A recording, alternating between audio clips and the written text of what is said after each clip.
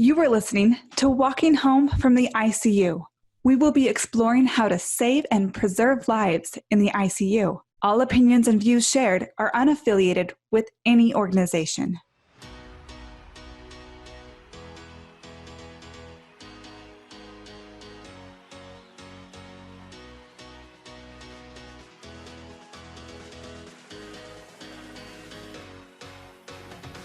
So I'm here today with Merrill. He's an occupational therapist and a medical surgical ICU in Salt Lake City, Utah. And he is willing to share with us his role in getting patients straight home from the hospital after an ICU stay.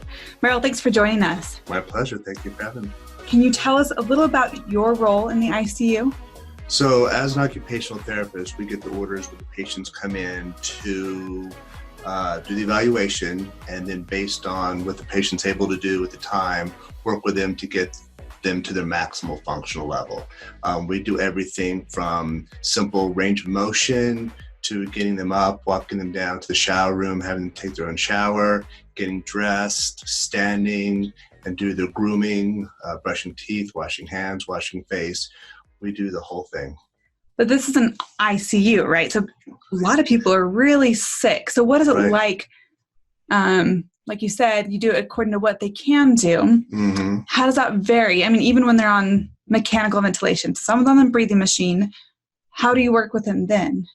So we work very closely with physical therapy and respiratory therapy. We make sure all the lines are set, all the tubes are where they're supposed to be, and we get them up. And if they can tolerate standing, we'll do the first day, we'll see what they can do. If they can stand for 30 seconds while they wash their hands, fantastic. That's a start. Next day, we push for 45. Sometimes they go for a minute, 2 minutes. We'll see what they can do and kind of go from there. Some people who can't do that. So we'll start doing something simple like brushing their hair while they're sitting up in the chair or on the side of the bed, just trying to get them to do whatever they can do besides just laying in bed and staring out the window or at the ceiling, trying to get them functional, get their brains moving as well as their extremities moving. And when someone comes into the ICU, obviously if they're in critical condition, they're at death's door, why are these things important during that moment? Why not wait until things have cooled down, they're feeling better, they're more stable? Why not wait? Because as they lay there with the tubes and the intubation and everything kind of goes downhill. The muscles atrophy, the brain kind of goes downhill, there's no stimulation, and they're not doing the things we're supposed to do every day. We're supposed to get up, we're supposed to get dressed, we're supposed to brush our teeth, brush our hair, put our shoes and socks on. And as they're laying in bed, that's taking away from their independence and their function. And from what I've seen in my 20 plus years of experience is that people want to get up. They want to move. They don't want to lay in bed. They want to do, even if it's something as simple as putting on socks or brushing their hair or whatever, that's something they want to do. And there's a sense of accomplishment. So they have this, I sat up at the edge of the bed and I brushed my hair today, where that might not be a big deal for some people. For them it is. And they want to do more. They want to brush their hair again. They want to shampoo. They want to do something else, put a shirt on. Even with all the wires and tubes, we can still work around that with a gown and have them practice putting their arms in sleeves. It's just the fine motor coordination, the connection between the brain and the hands and the arms. It's fantastic to get people up and moving. Even on the breathing machine? Even on the breathing machine, absolutely. It helps stimulate the lungs. It increases cardiovascular, and it gets them moving, and it gets people off of the vent faster. So true.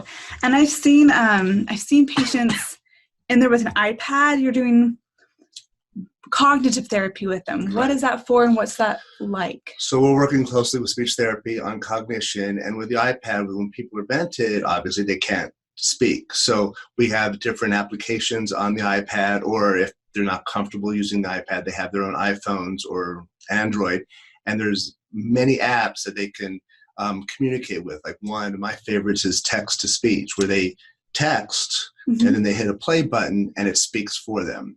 And it stores what they've typed. So if there's something they want to say over and over and over again, they just hit the phrase and then the play button, and it speaks for them. That works on fine motor coordination, cognition, to for sentencing or sentences, hitting the right play button to say what they want to say, picking the right phrase.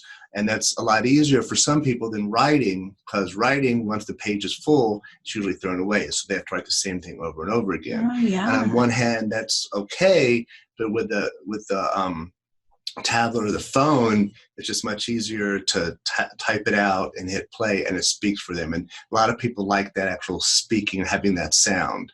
Other things we have on the tablet are cognition apps that allow people to play games, to work on their brain function. A lot of them are called brain teasers or IQ work or things like that, where they can download them for free on their phone if they want to, or use our tablet and work on cognition while they're just sitting there in the chair or laying there in the bed.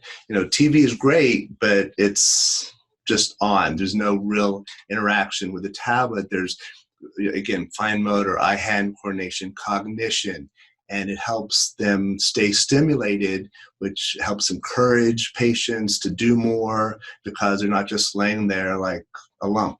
And it's really helpful, we found. What have you seen, personally, what have you seen with these critically ill patients that sometimes we don't expect them to be able to engage much, but what do you see over time, by the time they leave?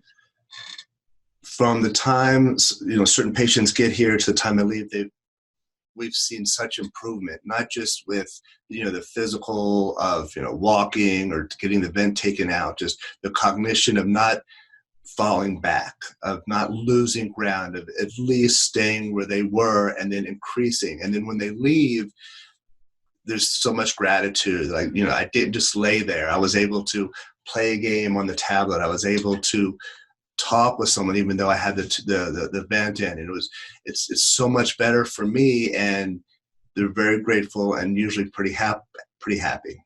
And what does it mean for their long-term outcomes? So there are some studies out there that say that the more engaged a patient is while they're in the ICU, the less the long-term effects are, like the PTSD or decline in cognition or decline in physicality. By engaging them and doing all of the activities, PT, speech, OT, they're able to gain faster, advance faster, and get out faster.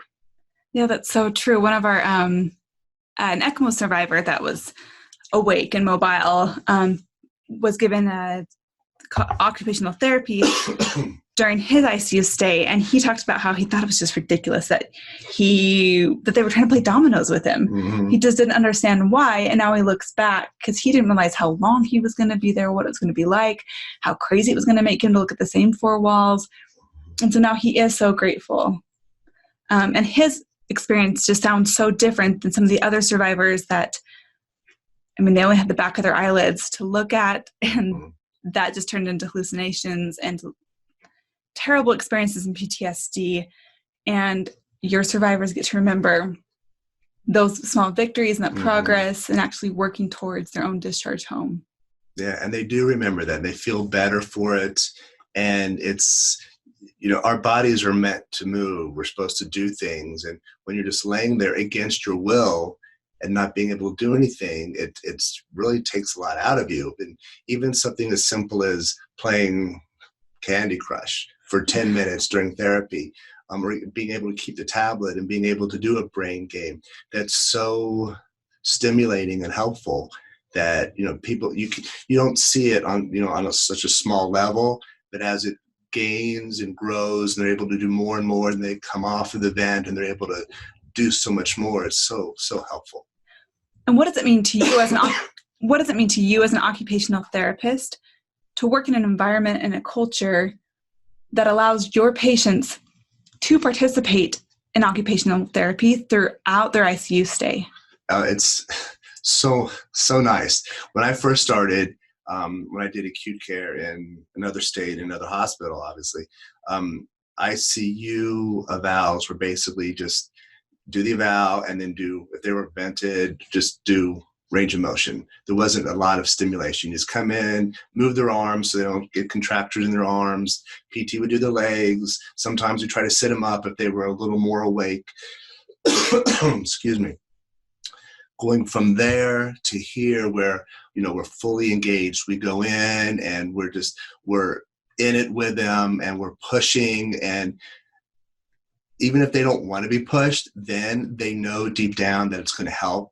Mm-hmm. And sometimes we have to tell them that, but it's so helpful, and they gain so much from that. And the ICU stays are way shorter now than when I first started. They'd be there for such a long time because all we were doing was just the simple stuff. It wasn't until they were able to participate that we started doing things, and it didn't work out so well because there wasn't a lot of engagement, and people just kind of went downhill with depression and everything. It didn't work out well. So being here, it's so nice. Like when I first started coming down the ICU and I saw what was going on, I was thrilled. I'm like, this is great. This is what OT is about, getting people engaged, doing functional activities to get them to their maximal level.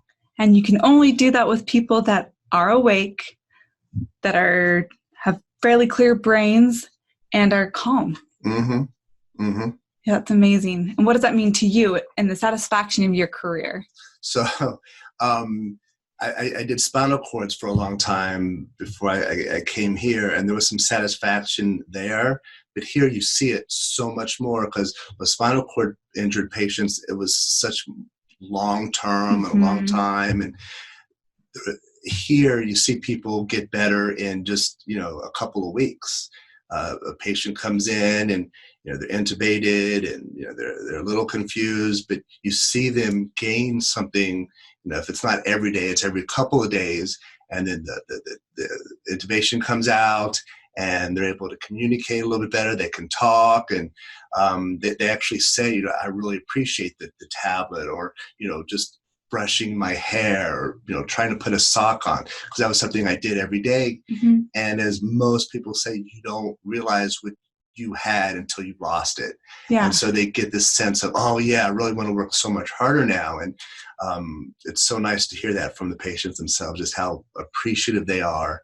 And that certainly makes us feel much better. Yeah, I forgot about that part. They have hope. Mm-hmm. Yeah. These other survivors that wake up after weeks of deep sedation and immobility can't even lift a finger off the bed, and they're demoralized. I mean, there are studies that show just the sense of self is so lost when mm-hmm. they realize where they are, what their life is like now, how far they have to go to get anywhere close to where they were. But yeah, there's such a contrast because they've been working towards these goals the whole time. They haven't lost that much ground, mm-hmm. and they get to move forward.